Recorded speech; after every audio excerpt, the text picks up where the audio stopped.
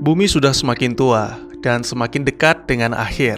Seluruh dunia mengalami bencana-bencana dahsyat mulai dari gempa bumi, tsunami, badai topan, sampai kebakaran hutan. Dan itu terjadi hampir setiap saat. Menyadari bumi sudah tak layak huni, manusia pun memutuskan untuk pindah. Selamat tinggal bumi. Mungkin kalimat itu yang terlintas di benak setiap orang dalam kendaraan pengangkut yang membawa mereka ke Aniara.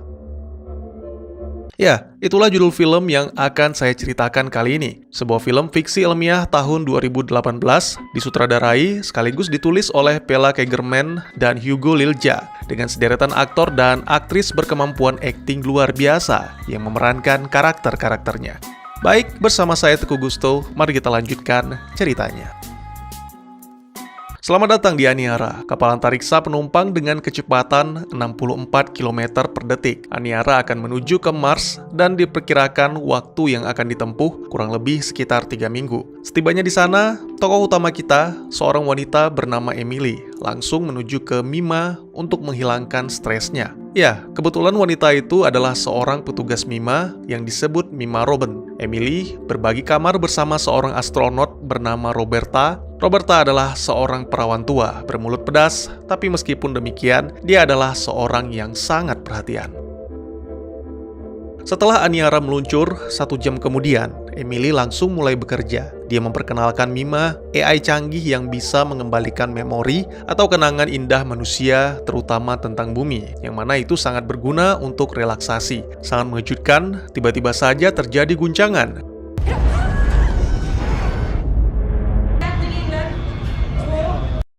Sang kapten, yaitu Chevron, mengumumkan tentang kecelakaan yang sangat amat jarang terjadi. Aniara dihantam oleh puing, dan demi menghindari puing-puing lain, pilot terpaksa melakukan manuver. Namun tidak hanya itu, hantaman tersebut mengenai reaktor sehingga mereka terpaksa membuang seluruh bahan bakar, dan kini Aniara tidak bisa kembali ke lintasan Mars. Namun para penumpang tidak perlu khawatir, karena mereka sedang menuju ke konstelasi Lyra. Lalu, ketika menemukan benda langit atau planet, Aniara akan menggunakan gravitasinya untuk kembali ke lintasan. Tidak bisa diperkirakan kapan mereka akan menemukan planet, tapi sang kapten meminta semuanya mempersiapkan diri karena kemungkinan lebih dari 2 tahun lagi. Tentu saja itu membuat seluruh penumpang dilanda kepanikan. Bahkan ada yang secara tiba-tiba menjadi histeris karena tidak bisa bertemu dengan anaknya, sehingga langsung dilarikan ke Mima.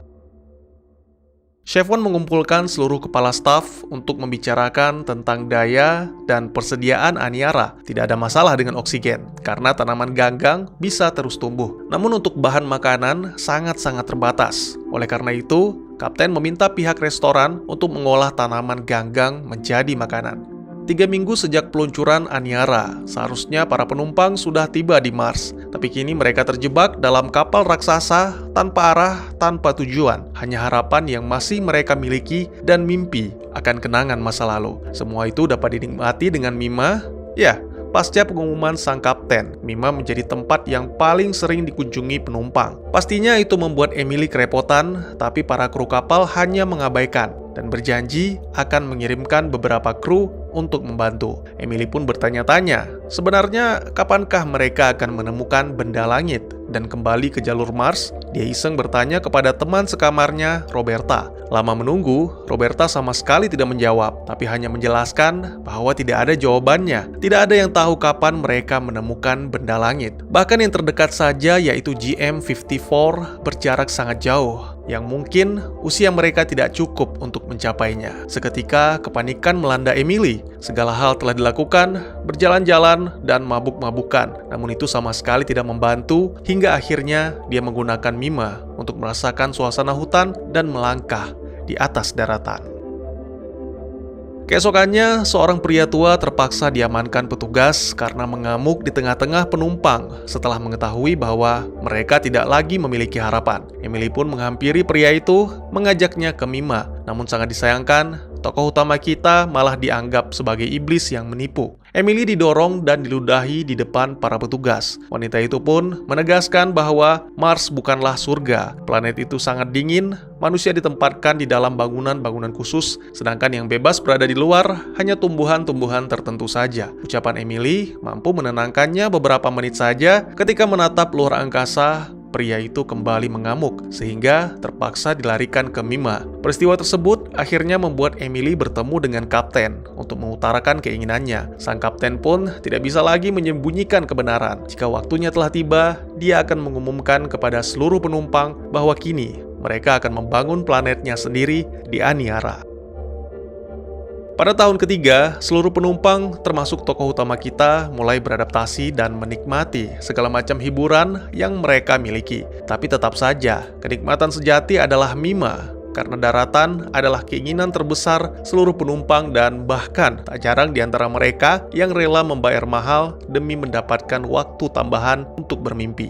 Emily tertarik dengan salah satu kru bernama Isagel. Hari itu Emily merasa tidak enak karena Isagel sempat melihat dirinya bersama seorang pria. Namun anehnya, ketika Emily mencoba menjelaskan, Isagel malah cuek seolah tidak peduli. Menurut Roberta, memang begitulah seorang pilot profesional. Mereka bisa menahan perasaan dan mengendalikan emosi. Karena beban yang dipikul pilot sangatlah berat dan mereka harus selalu terlihat tenang. Contohnya seperti saat ini, Aniara hanyalah benda kecil di luar angkasa yang luas. Secepat apapun dia bergerak, tetap saja terlihat diam. Sama seperti buih kecil, itu adalah kita di dalam gelas milik Tuhan yang Maha Besar.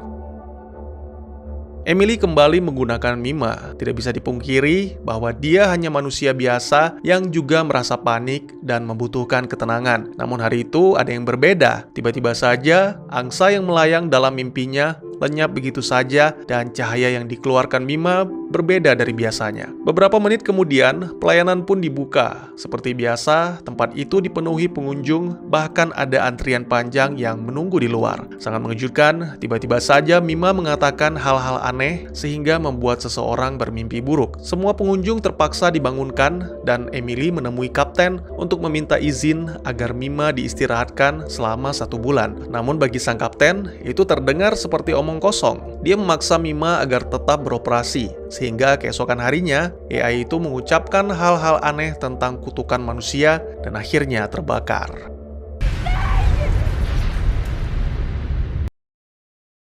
Terbakarnya Mima menimbulkan duka yang teramat dalam di hati para penumpang. Karena peristiwa itu sekaligus membakar mimpi mereka akan kampung halaman. Kini bumi hanya tinggal kenangan dan semuanya dipaksa beradaptasi di tengah-tengah kehampaan antariksa. Orang-orang yang tidak terima menuduh Emily sebagai penyebab rusaknya Mima. Isagel mencoba membela Emily, namun sangat disayangkan itu membuat mereka berdua berakhir di penjara.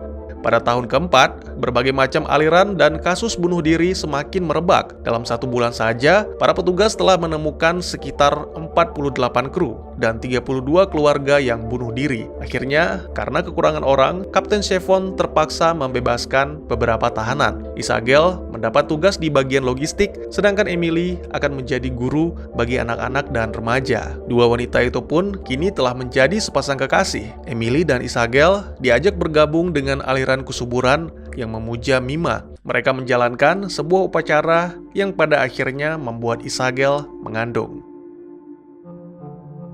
Pada tahun kelima, Isagel semakin dekat dengan masa persalinan. Namun wanita itu malah merasa bersalah karena akan melahirkan seorang bayi dalam kehampaan. Mengetahui hal itu, Emily pun berpikir keras untuk mencari solusi. Karena pastinya itu tidak hanya dialami Isagel, tapi juga para penumpang lain. Beberapa kali Emily mendatangi lokasi Mima, dan akhirnya dia menemukan sebuah ide, yaitu menciptakan layar hologram di sekitar kapal agar para penumpang tidak langsung melihat kehampaan. Emily pun menemui Kapten Chevron untuk membicarakan hal itu. Sayangnya usulan tersebut ditolak mentah-mentah karena tujuan sang kapten adalah mendirikan planet dan manusia harus bisa beradaptasi atau mati karena masalah kejiwaan.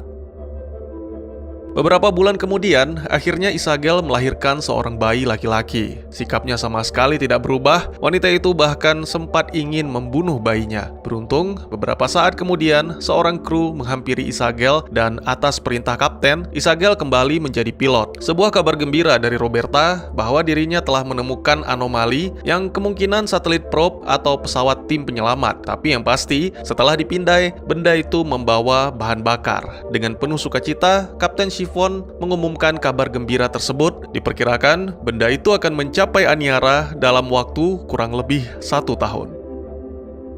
Pada tahun ke-6, beberapa remaja mulai dilatih menggunakan tombak atau jangkar untuk menangkap probe. Ya, kini jaraknya sudah semakin dekat, oleh karena itu mereka bisa memastikan benda tersebut. Sayangnya, ketika berhasil membawa satelit itu ke dalam Aniara, ternyata bahan bakarnya tidak sesuai. Maka mau tidak mau, seluruh tim harus berusaha keras mengolahnya agar bisa digunakan. Berbulan-bulan telah berlalu, tapi para anggota tim masih tetap belum mendapatkan apapun. Kekhawatiran kembali melanda Roberta yang sudah putus asa menyebarkan berita kegagalan mereka kepada seluruh penumpang, dan tentu saja itu menimbulkan kepanikan. Roberta pun telah diberi peringatan keras, namun karena tetap melawan, akhirnya Kapten Chiffon terpaksa membunuhnya. Mungkin kita masih hidup, tapi kini sedang berada di dalam peti mati raksasa dan tinggal menunggu waktunya tiba. Itulah ucapan terakhir Roberta sebelum kematiannya. Kepanikan dan keputusasaan kembali melanda para penumpang. Selain bunuh diri, tak sedikit dari mereka yang meminum obat penenang dan berpesta pora demi melupakan kehampaan yang terus menghantui. Tiba-tiba saja terjadi guncangan dahsyat. Lagi-lagi Aniara masuk ke dalam badai puing dan itu menyebabkan ratusan orang tewas. Hanya kapten dan beberapa kru yang tersisa masih tetap kuat demi memenuhi ambisi mengubah Aniara menjadi planet. Pria itu bahkan memberikan izin kepada Emily untuk menciptakan layar hologram serta mengirimkan beberapa remaja untuk membantunya. Beberapa minggu kemudian, Emily pun berhasil menyelesaikan pekerjaannya. Kini semua penumpang bisa kembali menikmati pemandangan bumi kecuali Isagel dan anaknya. Ya, sepulang kerja, Emily menemukan Isagel tewas akibat gantung diri dan bayinya dibunuh dengan cara ditenggelamkan. Pada tahun ke-10, senyuman telah benar-benar hilang dari wajah para penumpang, bahkan termasuk sang kapten yang pada hari itu menyerahkan sebuah penghargaan kepada Emily atas jasanya menciptakan layar hologram. Lalu pada tahun ke-24, sebagian besar manusia telah mati, dan yang tersisa hanyalah para pengikut aliran kesuburan yang kini menyembah bintang agar diberikan cahaya.